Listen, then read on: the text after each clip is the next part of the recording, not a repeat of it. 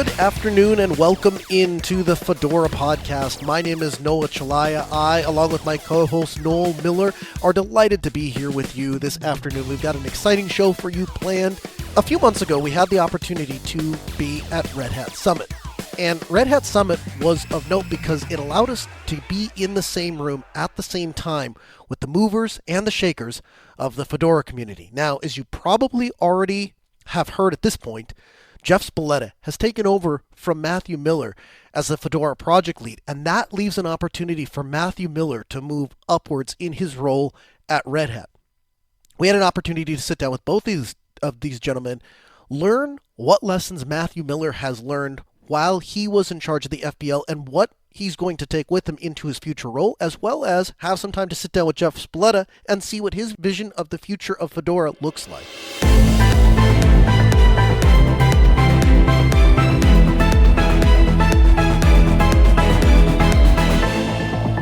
We have Matthew Miller here on the Fedora Podcast, and I wanted to ask him a few questions about basically the changing of the guard year. As far as the questions are concerned, Matt, how are you feeling? I know it hasn't quite changed over yet. We're still a few weeks away, but how are things feeling right now? It's been an emotional, 6 months or so for me, because it's a big life change. This has been a pretty important part of my life.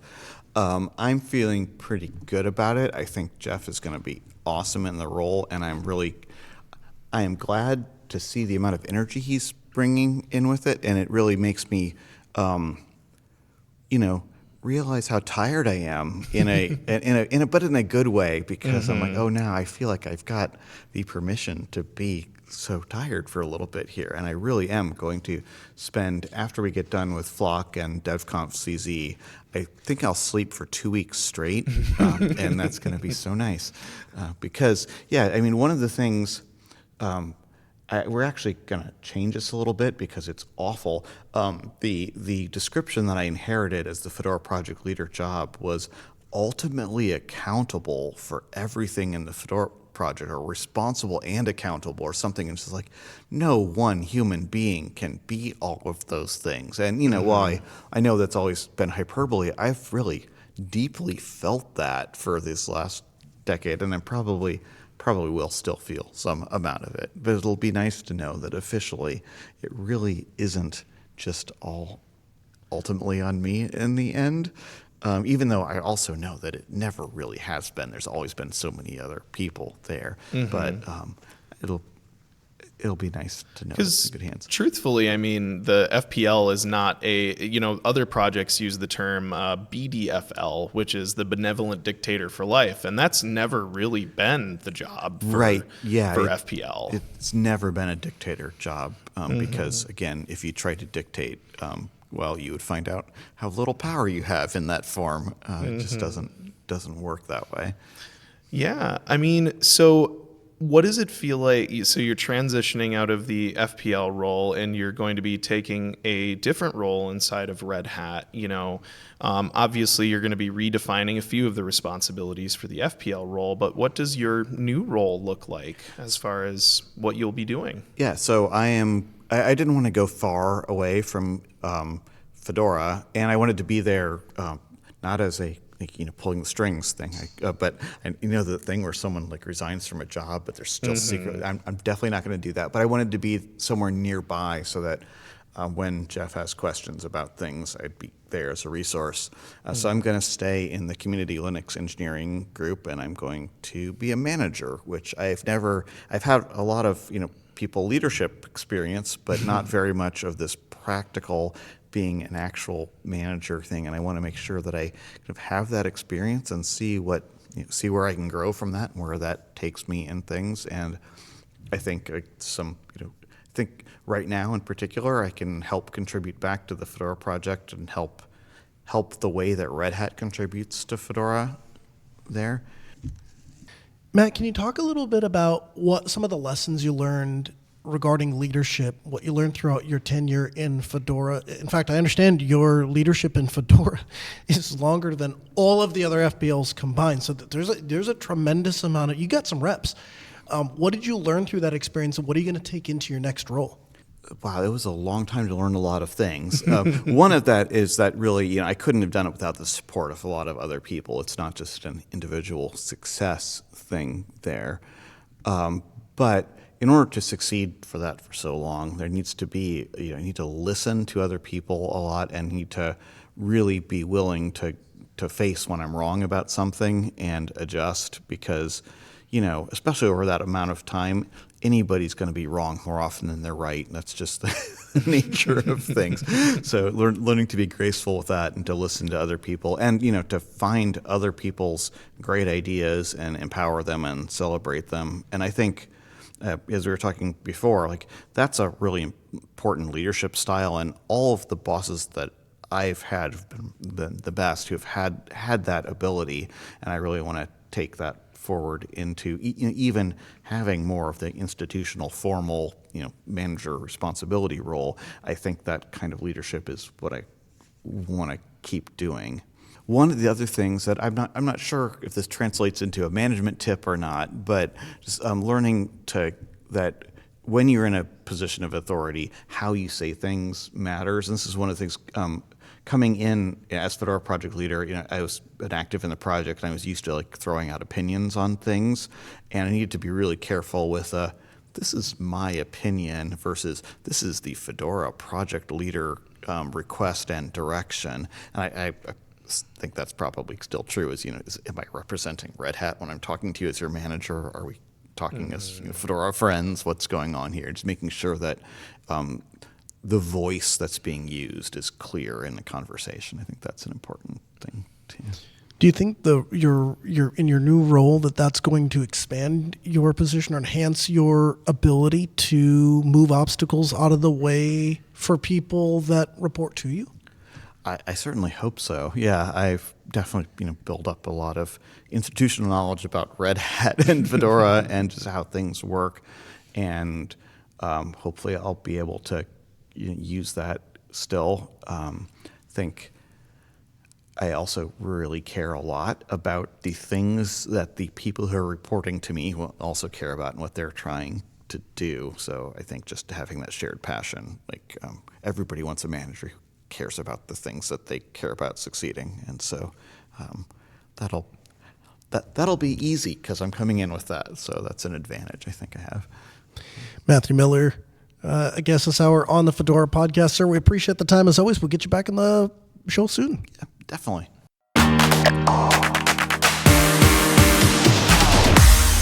Jeff Spaleta. He is the future Fedora project leader and a guest this hour on the Fedora Podcast. Jeff, welcome into the program. Thanks for having me.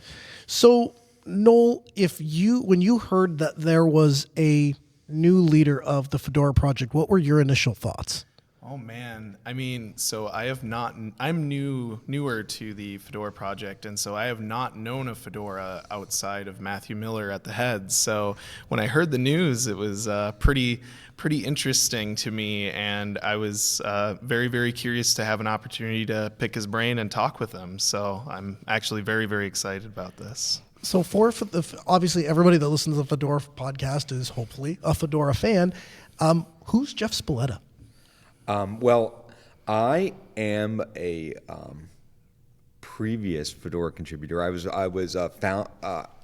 like to say I was one of the founding members of the Fedora US community before it was Fedora Linux. Certainly not the main maintainer at all, but I was there participating, contributing when Warren agreed to let Red Hat take over for US, which was an add-on repo for Red Hat Linux at the time, right? And so when Red Hat sunsetted that Linux distribution, then they decided to try to build the Fedora project.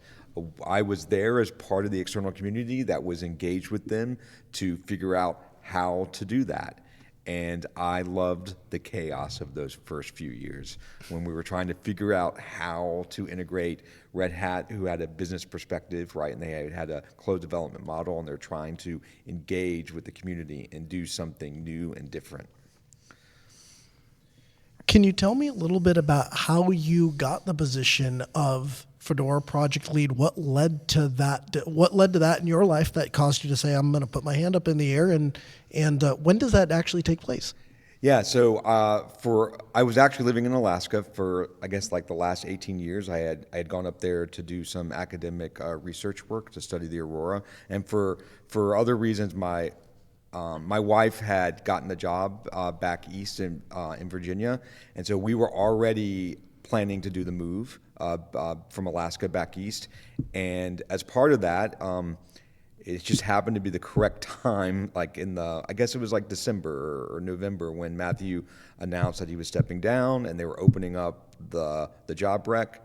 And as soon as I saw that, I'm like, this is perfectly timed because I'm coming back east. Like this is a chance to re-engage, like, because I never thought I was going to have that opportunity again. Like every time something in Red Hat's come up that's been sort of Fedora related, like I really couldn't have done it from Alaska. And so coming back east, I'm like, this is, the stars have aligned, like this is perfect. Like, so it's like, it really is a unicorn job for me. Like I had done some startup stuff on the West Coast with some companies, and open source, like as a DevRel. So, but I've always wanted to get back to trying to rebuild the experience I had in Fedora in other situations, right? And to be able to come back and do the thing that I'm trying to want to do in other companies is fantastic, and I couldn't pass up the opportunity and work with people who I've known, like a lot of people inside Red Hat now who have been in Red Hat for years. They were my peers as contributors. Mike McGrath was a peer when I was an external. He was an external. So like the chance to work with these people again. And do good work, which I just couldn't pass it up. I want to hear about how Fedora is going to work with downstream projects. To set that up a little bit, Noel, can you give people, if they are not familiar, and to make sure that Jeff is familiar, with Bazite? Sure, yeah. So Bazite is a project that is focused on gaming, and it is a downstream from Fedora for the image-based bootable containers spec. And essentially what we do is we try to have a drop-in, out-of-the-box experience for people wanting to play video games either on a handheld or on their desktop PC in any form factor, really, as long as it's x86. We are working on ARM, I promise. And basically, our desire is to bring that experience and make it as simple as possible to play video games. And I am very, very excited to have the opportunity to be able to talk with Jeff, because I would like to see a lot of the work that we are doing be more upstreamed and available inside of Fedora directly, so that, there's not so much, I love the shared contribution model and the way in which that open source can work together and create cool things. And yeah, I mean, for me, it's really, really exciting time. What does that look like from your perspective, Jeff, as far as getting involved or having more things that are dependent upon Fedora that are downstream from Fedora? Well, like I said, like Fedora is now 20 years old, and when I was involved, we were just trying to get things working, right, as an initial thing. So to come back in and see that the Fedora project has downstreams is fantastic. I actually think that sort of proves the point that Fedora to some extent is building the way to build distributions in an open way. And so anything that we can do in a collaborative way to make it easier for downstreams to do that, it's fantastic. I actually think there's a space there for sort of curated experience that is a much tighter user base, user community in the downstream versus trying to have everybody use sort of, for example, Fedora workstation as a base for anything, right? It has its place, and I think it has a great place for people who are sort of in the industry, but not necessarily all the users. And I think gaming is one of those places where it makes sense to have a tailored experience so you can build a community around it, and then you direct that community when they're ready to contribute. They have a path forward, and we just have to keep those lines of communication so that we have a clear path from that, right? I actually think it's helpful and I think it grows the collaborative model in a way that a single brand can't. So I actually think there's room in the ecosystem for a lot of derivatives, and it helps everybody's scope work, right? And it's a question of let's minimize the amount of duplicative work, right? So downstreams can talk to their users. So as a maintainer, and it becomes lighter work, so you can focus on that scope and talk to those users, and then move them up. So when they're ready to contribute, because it takes a little bit. Like you go from a user to a contributor, right? Well, I think the stats are something like you can expect, 1 in 100 users will give you feedback, right? 1 in 1,000 will be a contributor, right? So we have to find those people by opening up and getting as many users, and they don't all have to be using the same thing, but they have to be in the same family so that you're reducing the work that builds it all. And I think the immutable images stuff is just. It's been a long time coming. I remember it's literally the year 2000 where it was, I think they used to call it stateless Linux, was sort of like the flag in the ground. Like, this is what we want to try to do. We want to have a stateless desktop. And it's taken a long time for the pieces to get there. But with containers and the immutable images that provides, like Bootsy, like it's really possible now. So it opens up a tons of innovation that was locked away. Like, people had this thought 20 years ago, longer, and it's just taken a while for it to mature to the point where it's now turnkey to build a curated experience. Yeah, and I think our umbrella organization, Universal Blue, that is definitely the focus of ours, is to be able to build these curated experiences based on stable open source technology. And I think that's the biggest thing for me, is that, having a path. We've had several folks who have actually contributed RPM packages who, basically came through Universal Blue first and Bazzite first, and ultimately also Bluefin, and have been basically allowing those contributions to reach upstream. And I feel like the more that we can keep these lines of communication open, like you said, the more success that ultimately we are all going to have, for sure. What are your top priorities and things that you want to focus on as the new FPL? Right. So right now, because I'm still in information gathering, I want to make sure that I'm talking to people who are engaged, so that I understand where people are at right now. Because like I said, I know the shape of the job because I was there when the first several FPLs went through the gauntlet of building the shape of the thing. But I need to know where the enthusiasm is right now, where more importantly, where the controversies are, where. I don't want to say battle lines, but the difficult discussion. So I know I can have some narrative, some vision to help move that forward, because it's not about what I want. It's not about what I want. If it was about what I want, I would just be a contributor, not a leader, right?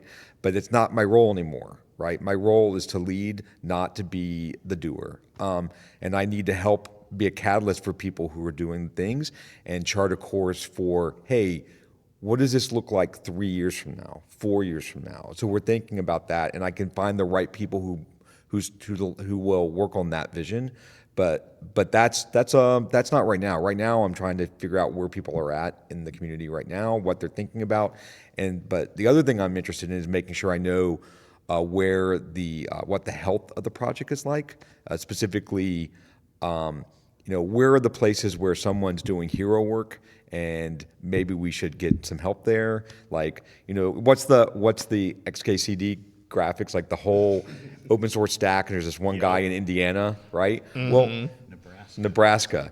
And, Fedora Project is big, and my concern out of the gate is, do we have the one guy in Nebraska who is doing hero work, and we need to support that. And it's going to be in the places where the project thinks everything is ticking along fine. Because if it wasn't ticking along, people would have an opinion, they would dig in, and they would try to solve the problem. Because I actually feel like this project accrues people who want to solve problems, right? And so when something is on fire, people are our instinct in this project generally is to go put the fire out. We're going to solve it. We may not agree on how to solve it, but we're going to try to solve it. Yeah, I'm most concerned about the areas where it's like, oh yeah, that's going great. I'm like, is it? Let's ask. Let's ask for sure and make sure it's okay. Because I also feel like if you remember me, you're a risk to the project, because that means you've been here the entire time for like 20 years, and maybe you haven't figured out, or the project hasn't figured out how to get that institutional knowledge to the next person. Because we are a generational project now. Fedora is old enough where the founders, if they're still involved, they really are probably thinking about how to exit. And it can be a hard transition for any volunteer organization. Especially that first generation switchover can be done well, or can be done hard. The second one's easier, always easier. But moving from founders to the next group can difficult, and that's where I'm at right now. So I want to make sure we know where those hotspots are or potential problems are. Jeff Spaleta, he is the future Fedora Project Leader and a guest this hour on the Fedora Podcast. Jeff, thanks so much for taking the time to join us. We'll get you back in the program soon. Yep, thanks for having me. That brings us to the end of this week's episode. We thank you for joining us. You can learn more about Fedora by going to fedoraproject.org and catch previous episodes of the podcast by going to fedoraproject.org/podcast. We'll see you back in 2 weeks.